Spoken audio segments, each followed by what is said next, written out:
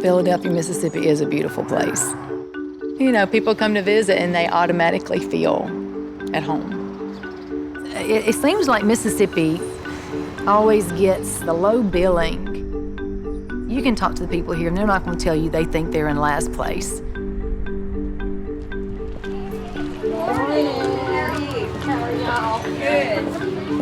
I'm Darla Miller, and I work at Neshoba Central Elementary School. I teach third grade students reading and language arts. I believe all children are capable of learning, all children. It's a miracle how fast they'll grow and how far they'll reach when they realize it's doable.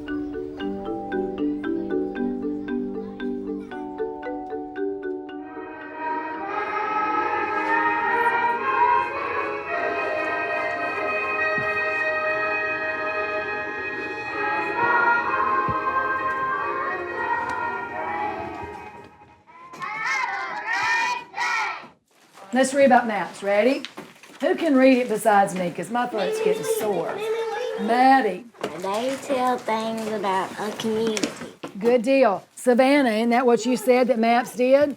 The maps tell you how to get places and where to go? Good. Third grade is important for the reading aspect, mainly because it's the year after what we consider to be foundational years. On my way, said Eric Bacon. He hopped out of his chair and bounced down the stairs. He didn't bother knocking on Mr. Everybody wants to have a purpose. They want to know they have a reason for getting up. The students are my purpose. The third grade summative exam is going to be given to this year's group of third graders. It's supposed to catch these kids to make sure they don't keep getting just slid on over. If they don't master these particular skills, they are really not going to be able to function in the next grade level. It's going to cause people, teachers, administrators, to become more unified in the ways that things are done. Go ahead and start walking. We're going to our computer lab where we go in the kindergarten building. The progress monitoring test that we give lets me know how effective I am right now. It gives me specific data that says, based on the way the child answered on this particular test, we're seeing these deficits. I can use that. I can use that to help these children that I have this year. The state test scores aren't going to do anything except tell me where I messed up. And that doesn't help me to help them because they're out of my classroom by next year.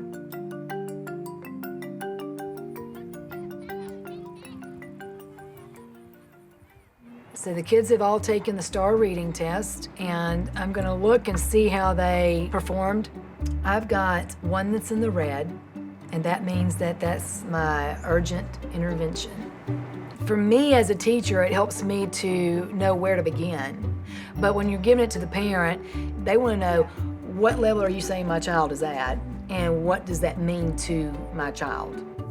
So I want to meet with you today to talk about Helen and all the progress that she's made. I have one thing that I'm going to have to focus on in particular, and it's going to be answering questions about the reasons an author gives to support points. And that's more of an inferencing thing. She's got to be able to come to that conclusion on her own, put all the pieces together, the hidden messages. But it's one of those that's very doable, especially since she's doing the intervention with Miss Whitney, and hopefully it'll stick.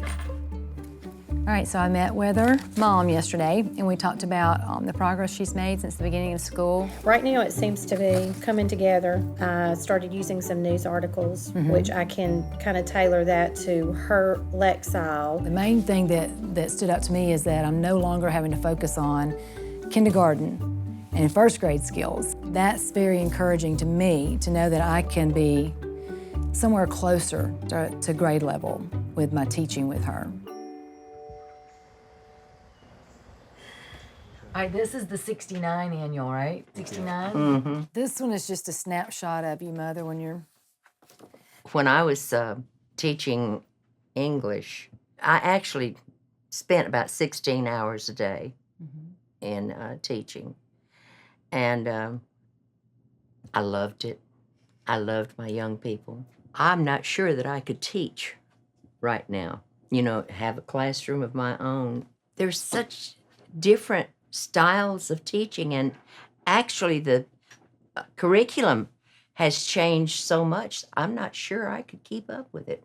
I'd have to bone up.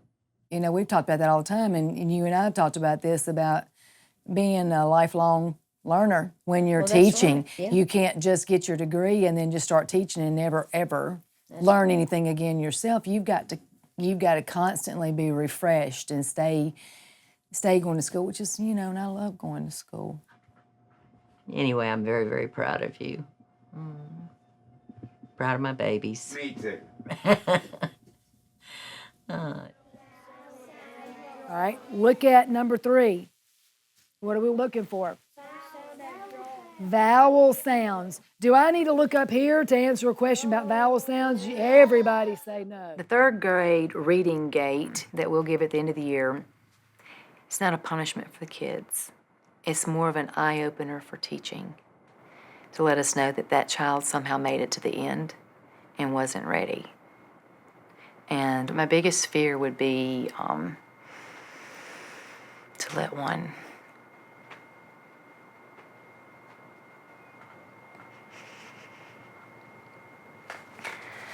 I don't want to be that teacher that they look back on later and think, you let me down. And if it hadn't been for you, I could have been somebody.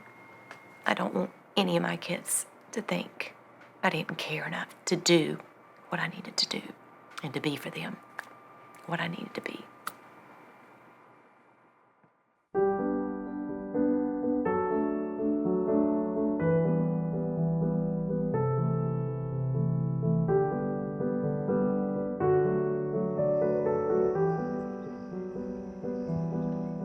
I really feel like,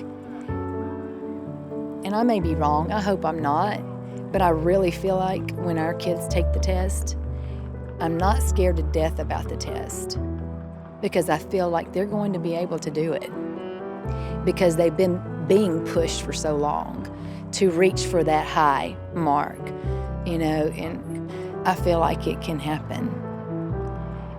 I really do.